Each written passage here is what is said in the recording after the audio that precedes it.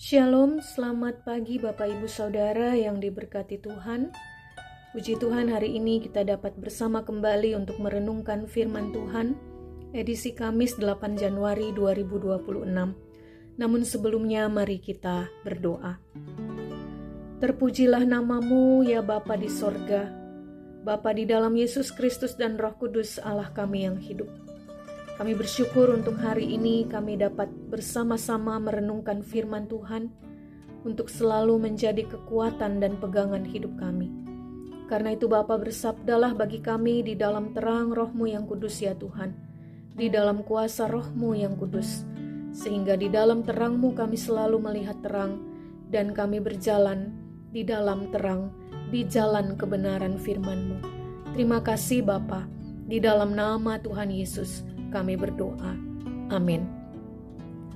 Firman Tuhan hari ini di dalam 2 Raja-Raja pasal 5 ayat 2 dan 3 yang berkata demikian. Orang Aram pernah keluar bergerombolan dan membawa tertawan seorang anak perempuan dari negeri Israel.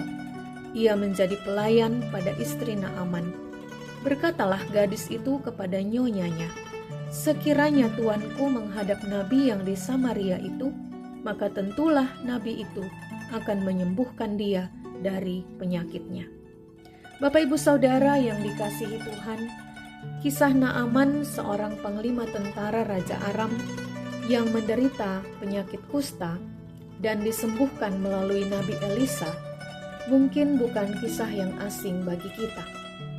Kisah yang kita bisa baca di dalam 2 Raja-Raja pasal 5 ayat 1 dan seterusnya ini menarik karena kisah ini berawal dari keberanian seorang anak perempuan Israel yang adalah pelayan istri Naaman.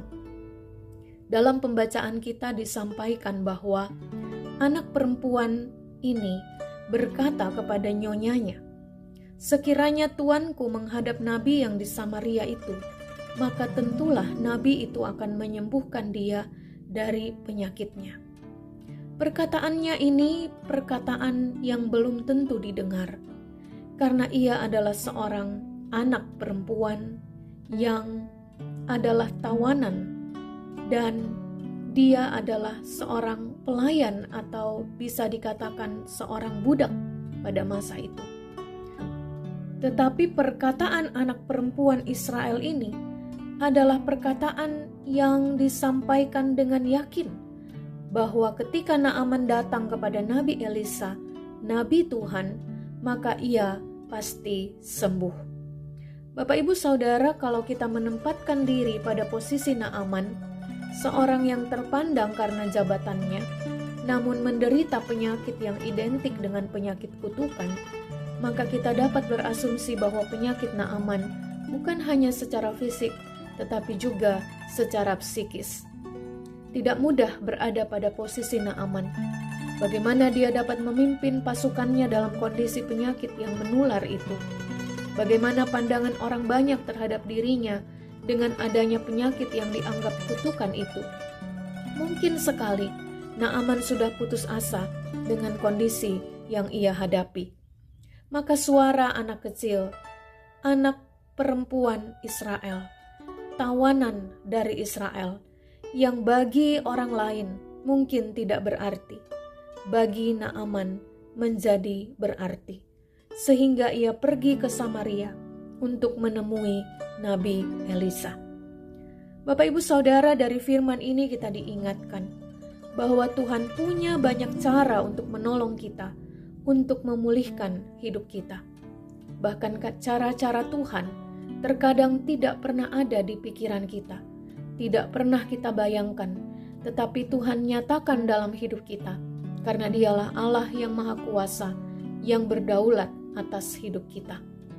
Maka sama seperti Naaman yang mencari kesembuhan dengan bersedia datang kepada Nabi Elisa, yang adalah perpanjangan tangan Tuhan untuk menyembuhkan, kita pun senantiasa datang kepada Tuhan dengan sepenuh hati kita, mencari Tuhan dengan iman percaya yang sungguh bahwa hanya dialah Allah sumber kekuatan dan pertolongan kita. Naaman yang belum percaya disembuhkan Tuhan. apalagi kita yang sudah percaya dan sungguh-sungguh mengandalkan Tuhan dalam hidup kita. Apapun pergumulan kita hari ini, ingat selalu Tuhan punya banyak cara untuk menolong kita. Serahkan hidup kita kepada Tuhan. Dia pasti bertindak sesuai dengan rencananya, sesuai dengan waktunya dan caranya yang terbaik bagi kita. Mari kita berdoa. Bapa di sorga, terima kasih Bapa atas firman-Mu yang mengingatkan kami. Engkau punya banyak cara untuk menolong kami, untuk memulihkan hidup kami. Ajar kami selalu menyerahkan seluruh kehidupan kami hanya kepada Tuhan, berserah penuh kepada Tuhan, dan mengandalkan Tuhan dalam segala hal.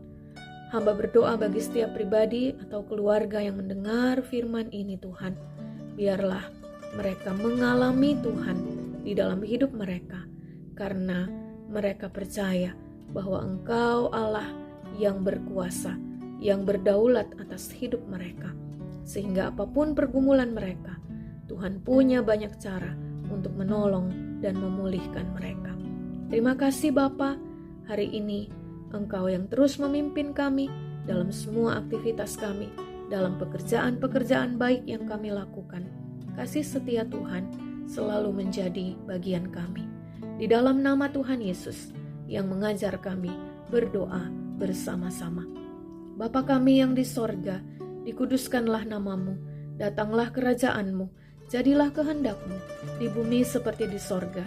Berikanlah kami pada hari ini makanan kami yang secukupnya, dan ampunilah kami akan kesalahan kami, seperti kami juga mengampuni orang yang bersalah kepada kami. Dan janganlah membawa kami ke dalam pencobaan, tetapi lepaskanlah kami daripada yang jahat, karena Engkaulah yang punya kerajaan dan kuasa dan kemuliaan sampai selama-lamanya. Amin. Demikian renungan firman Tuhan hari ini. Selamat beraktivitas, selamat melakukan setiap pekerjaan dan pelayanan kita. Tuhan Yesus menyertai dan memberkati kita. Amin.